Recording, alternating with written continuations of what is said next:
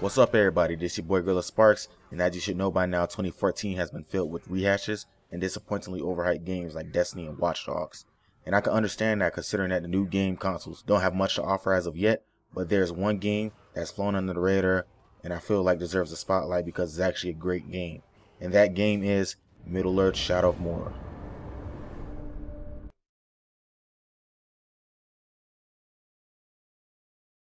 Shadow of Mordor starts off at the Black Gates of Mordor before an Uruk invasion destroys the gates and inevitably leads to the slaughter of Talion's family, and his life being sacrificed and tethered to a wraith. With the help of this wraith, Talion survives the events and starts his quest for vengeance by hunting down leaders in Sauron's army. The story is okay for the most part, but if you are a fan of Tolkien's Lord of the Rings series, you'll be able to enjoy it much more because the story offers a lot of fan service that fans of the series will be able to appreciate. The story does a good job of not alienating its viewers who aren't familiar with the Lord of the Rings series, but it can get lost in all the side content that it offers.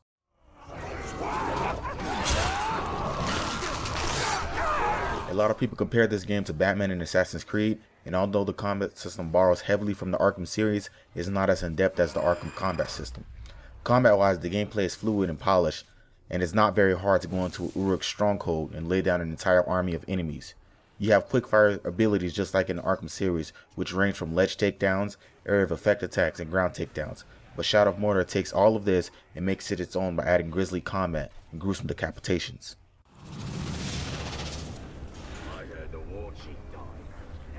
The movement in this game could have been better. As far as combat goes, it's fluid, but when it comes to traversing the land and climbing objects, it could have used a bit more work. More often than not, you can find yourself running directly into walls and Talion not doing the animations to climbing.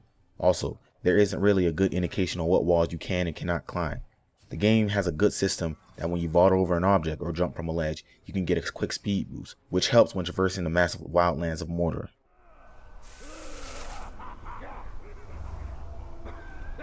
Stealth-wise, the gameplay is a lot different from Assassin's Creed other than the fact that you can crouch into a bush and become practically invisible. You have a stealth button that puts Talion into stealth mode and allows him to do stealth takedowns as well as brutal takedowns that can make Uruks flee in terror.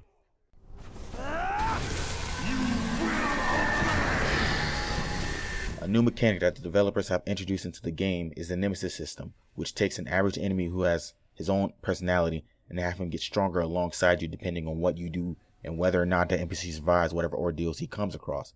The system is more in depth than that, as the enemy will remember encountering you, what you did to them during that encounter, and also talk shit to you depending on whether or not you ran away from them or was killed by them or them witnessed you being killed. In a lot of cases, sometimes you may think you killed an enemy, but they will come back stronger as well as having some type of feature that represents your last encounter with them. An example of this will be, I fought this captain called Gimuk the Destroyer, and one of his weaknesses was fire, so when I tracked him down, I blew up a campfire, which I thought killed him. A day later, during one of my stronghold slaughters, I encountered him again. He talked shit to me about our last encounter, but what I found interesting was that he wore a bag over his face like all his skin had been burned off. He then proceeded to kill me because he somehow learned this new skill called No Chance, which enables the captains to kill you without letting you have a last chance to defend yourself. Finish him!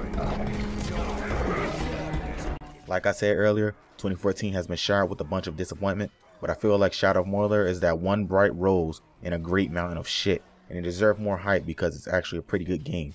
So with all that said, I give Middle-earth: Shadow of Mordor a 9 out of 10, and I recommend you to buy it as soon as possible, or at least give it a try when the price has dropped. This game is available on the new gen consoles as well as the last gen consoles except for the Wii and the Wii U. It's also available on PC, so if you have a decent gaming PC, I recommend that you pick it up because it has adjustable settings that you can adjust to your liking. Once again, this is your boy GuerilaSParks. Thank you for watching this video. If you like the content that I had to offer or found it helpful, go ahead and drop a like or comment. Thank you. Peace.